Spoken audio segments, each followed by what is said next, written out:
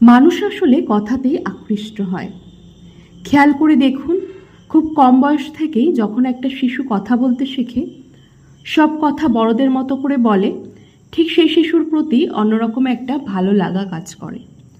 মা বাবা ঠিক সেই সন্তানকেই বেশি ভালোবাসে, যে সবচেয়ে বেশি মা বাবাকে ডাকে। কথা মূলত মন এবং মনোযোগ দুটোই কেড়ে নেয়।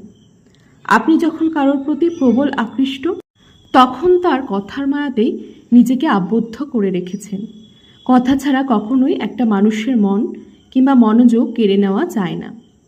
আমরা যখন কারোর সাথে সম্পর্কে জড়াই, তখন তার চেহারার চাইতে বেশি ডুবে যায় কার কথার মায়াতে। কথা হচ্ছে সম্পর্কের খুঁটি। কথা যত মধুর এবং বিশ্বস্ত হবে, সম্পর্কও ঠিক তত গভীর হবে। তবে কথা একবার এদিক ওদিক হলে সম্পর্কের খুঁটি নড়বড়ে হয়ে যাবে। নড়বড়ে হয়ে গেলেই সেই খুঁটি কখন যে ভেঙে যাবে, তার নিশ্চয়তা কেউই দিতে পারে না।